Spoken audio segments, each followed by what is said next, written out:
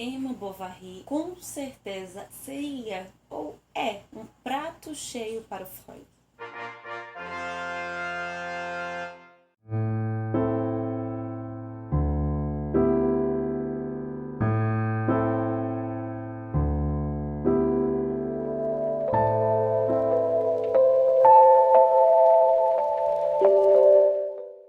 O que temos para hoje, Sanches e Dulcineias? Eu sou Larissa Bertolino, você está no canal Uma Garota Quixotesca, onde nós tratamos de literatura e parte do que norteia a escolha das nossas obras são as temáticas, as formas, os assuntos que o Cervantes trata lá no Quixote. Nós estamos neste mês de abril fazendo a jornada de leitura conjunta do Madame Bovary, que é considerado o Dom Quixote de saias. Esse ano de 2022 também nós estamos comemorando várias datas importantes do modernismo e Madame Bovary é uma obra imprescindível para o surgimento, como dirá o Peter Gay, dos modernismos. Você está aqui no primeiro episódio da jornada de leitura conjunta do Madame Bovary. Nessa e nas próximas 2 semanas nós estaremos lendo esta obra. Ela é dividida em 3 partes. Nesta semana nós concluímos prefácio, as partes interessantes do início e a primeira parte. Uma coisa já muito interessante é que Emma é a protagonista do livro, mas o livro começa falando do Charles Bovary, o que já deixa claro não só ele enquanto personagem, que na verdade todos esses personagens aqui como representação do que seria a burguesia do século XIX.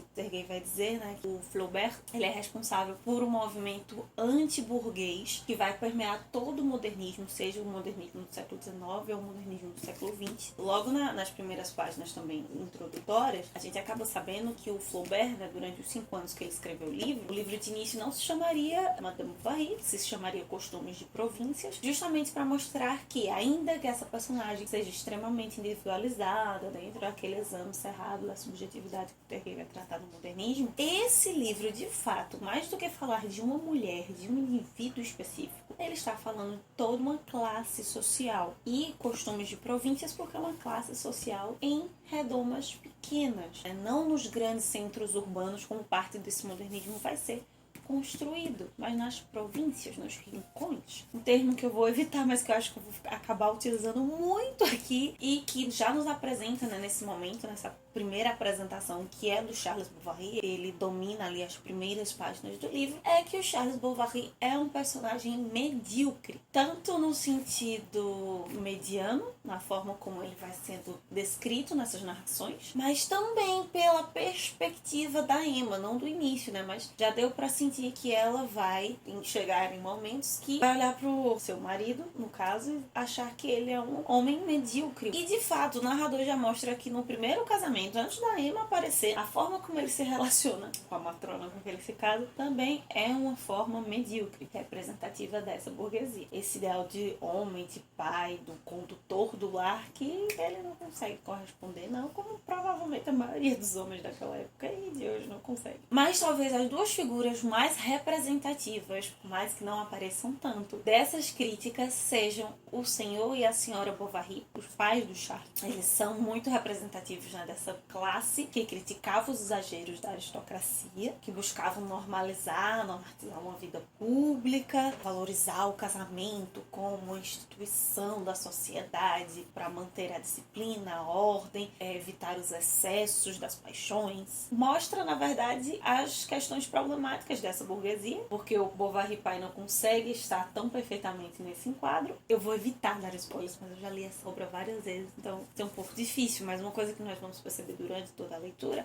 é que a Madame Bovary mãe, ela é talvez de todos os personagens o mais representativo dessa burguesia normativa, que propaga o ideal de fé, quando ela vai criticar a Emma sobre a religião da empregada, o ideal de mulher, de esposa, de mãe, o que seria o ideal da família, tudo muito cometido, tudo muito rígido. Ela não é protagonista, mas acaba sendo uma personagem bem norteadora da obra. Em contrapartida, nós temos a Emma, que é essa jovem burguesa sonhadora, tem que desempenhar esse papel agora de dona do lar. É muito simbólico quando ela chega, tem o buquê da falecida, da primeira esposa do Charles, não precisa falar nada, ele tira o buquê, joga fora, e aí fica o buquê dela guardado, quase como uma representação mística desse casamento. E sim, por mais que essa estética aqui seja realista, a Emma vai viver ter uma aura de misticismo em várias coisas, especialmente na religião e no que constitui casamento. A família naquele período é muito voltado para a família nuclear. A vida privada aqui ela é muito importante, o casal e os filhos no máximo. Por isso que a figura da mãe Bovary é importante, porque ela acaba sendo uma intrusa conveniente, porque nesse período se valoriza muito a vida privada. Por isso que o místico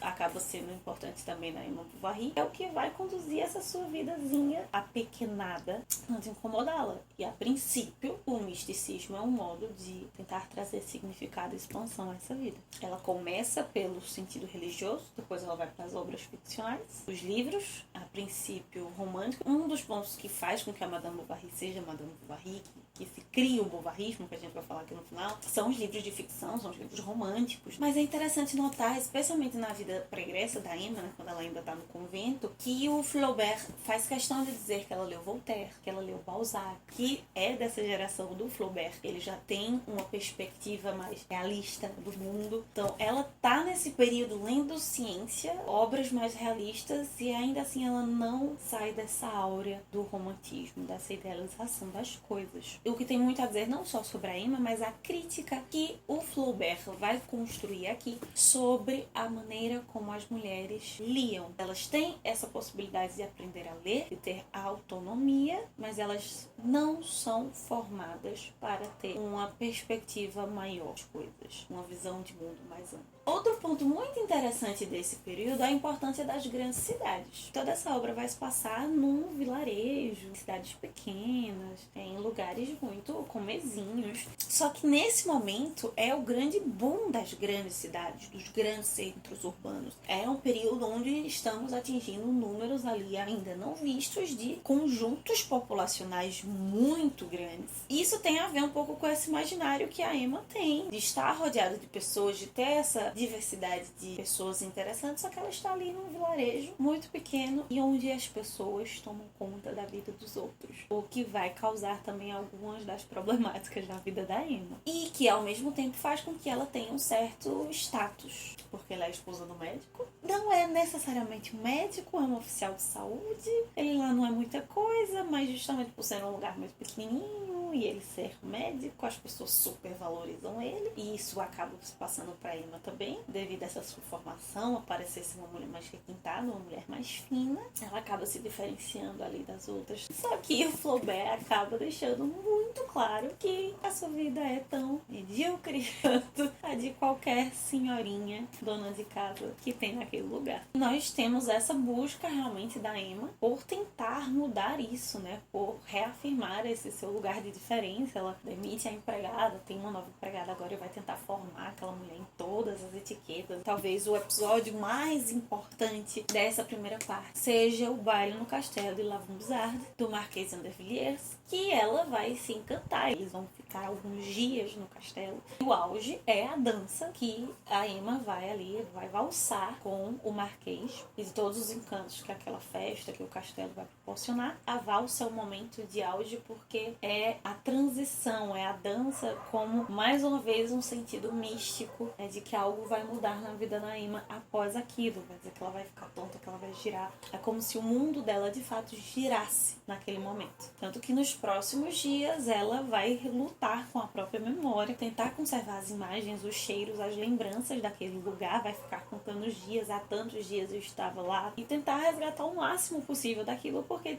de toda essa sua vida aquilo foi o auge de experiência do que ela lia nos livros e que ela de fato conseguiu viver. E esse episódio ele é importante para entender Madame Bovary e tudo que vai acontecer nas próximas duas partes, porque nesse período uma das críticas que se desenvolvia naquela época, e através da literatura e através desse bovarismo, dessa ideia da Emma com a relação não só com os livros, mas a própria relação que ela tem com a realidade, que as mulheres acabavam desenvolvendo, o indivíduo burguês, ele acaba se desconectando do seu tempo, ele acaba se desconectando de si mesmo, e em grande parte essa desconexão de ambos, tanto de si quanto do tempo e espaço, é por inibição dos seus desejos. Vamos lembrar, essa sociedade era uma sociedade extremamente controladora, rígida. É isso que está acontecendo com a Emma. Os desejos vão aumentando e quanto mais o desejo aumenta, menos possibilidade de realização desses desejos a Emma tem. Uma das coisas que vai ficar aqui, claro, no início é pela condição financeira, sim, mas há vários outros pontos. Tanto que na página 63, o Flaubert vai utilizar o termo mal-estar indefinível. Muito provavelmente um princípio de sentimento depressivo, não a depressão propriamente, mas episódios deprimidos, e justamente por uma impossibilidade de concretude dos seus desejos, ainda nesse período muito materiais.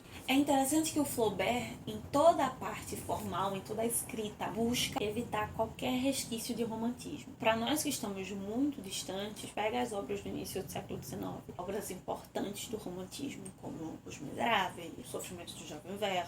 Há uma linguagem, há uma forma de conceber o mundo idealizado e na maneira como as coisas são descritas muito através dessas emoções, desses ímpetos, que aqui não passa nem de leve. Nós temos um realismo mais cru, ainda não tão intenso quanto o Balzac, quanto outros autores. O narrador que está ali, que está na cena, está presente, com uma mosquinha e por isso ao mesmo tempo muito distante, se mantendo uma distância não só espacial, mas de envolvimento com aquela cena. E tudo o que há de resquício de romantismo se encontra na própria Emma. Ela, assim como o Quixote, vai ter uma abrupta ruptura, uma abrupta diferenciação dela, de como ela pensa, de como ela enxerga a realidade, com a própria realidade em si. Por isso há ecos da Madame Bovary contando na literatura brasileira, por exemplo, Dom Casmurro, Primo Basílio, dessa de Queiroz, mas não simplesmente por algumas coisas que vão acontecer na próxima parte e que acontecem nesses livros, tentando evitar dar spoilers, mas provavelmente muitos de vocês já sabem, mas especialmente por essa falta de percepção. Só para citar como exemplo, o Dom Casmurro não é um personagem quixotesco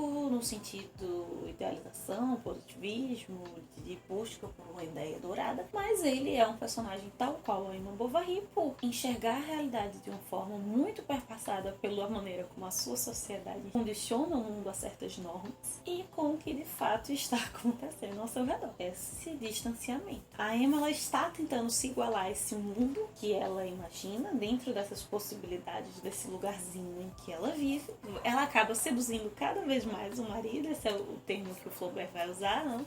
O Charles vai ficar cada vez mais seduzido por essa mulher maravilhosa que ele tem, e quanto mais ele se aproxima e mais ele se apaixona, mais a Emma vai ficando distante não só dele, mas de toda a realidade, o que vai gerar inclusive o seu primeiro quadro de doença. Tem até um episódio perto das páginas 90, 80 e pouco, vai mostrar que o Charles agora compra revistas, como um bom médico que é, começar a assinar uma revista científica, vai ter muito da valorização da medicina como ciência nesse período. Daqui a pouco o Freud vai chegar, nós temos uma perspectiva mais científica, mais de método científico, menos achismo, apesar que vai ter muitas coisas até que vão chegar até a Segunda Guerra Mundial, por exemplo.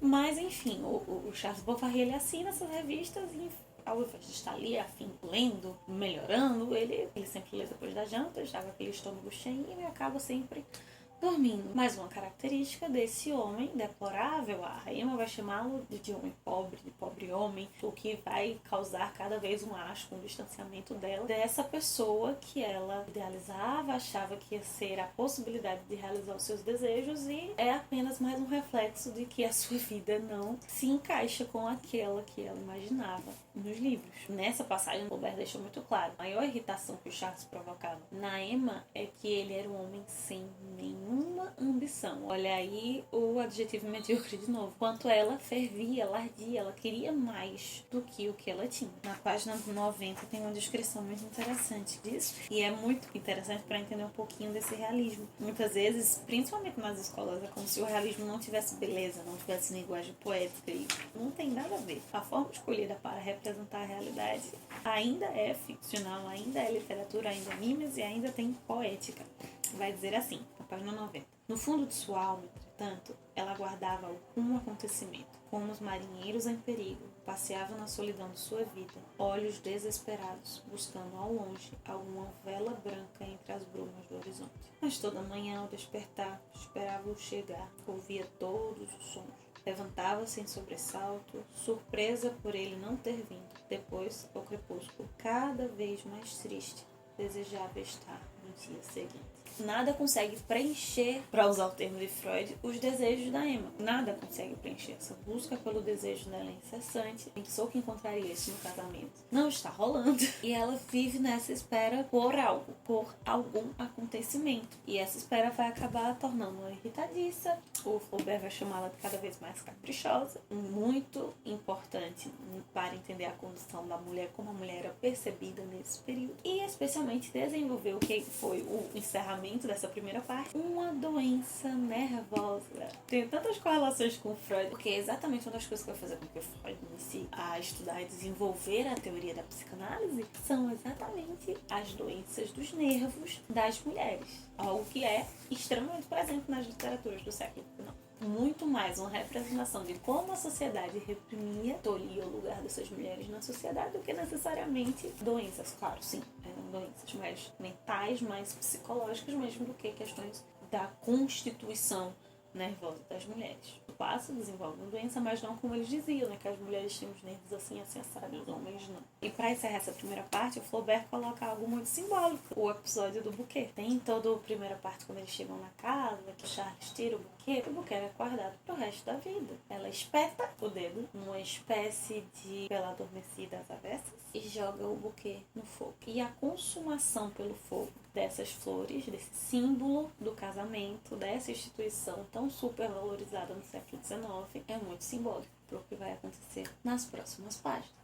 É um primeiro passo para mostrar essa desconstrução, essa destruição do espírito romântico da Emma aos pouquinhos. Além do fato de encerrar também essa parte, a Emma grávida. Nessa primeira parte já fica muito claro o que seria o bovarismo, vai ser mais expandido, desenvolvido nas próximas partes. Esse termo, bovarismo, que foi cunhado pelo Júlio Gautier, é uma representação de fuga da realidade. Uma fuga da realidade por vários aspectos. A Emma no início aqui está com os seus livrinhos, ali com o casamento, com a sua vida privada em casa, tentando fugir da realidade da vida pública. Só que o bovarismo, segundo Gautier, também vai levar a uma busca de personalidade, porque a pessoa se vê diferente do que ela realmente é. E essa distorção de realidade vai fazer com que a Emma Bovary seja a Emma Bovary. Então é isso, meus queridos cavaleiros andantes. Esses são os nossos comentários sobre a primeira parte de Madame Bovary. Comenta aqui embaixo, então, quais foram os episódios que mais chamaram a atenção, porque se teve algum aqui que eu não mencionei, que você acha que é muito importante, que eu deveria ter mencionado. Quarta-feira nós nos vemos por aqui para tratar da primeira resenha deste mês. Continuamos nos encontrando lá no Instagram, enquanto isso possamos sair da biblioteca e ver muito além dos meios de ver.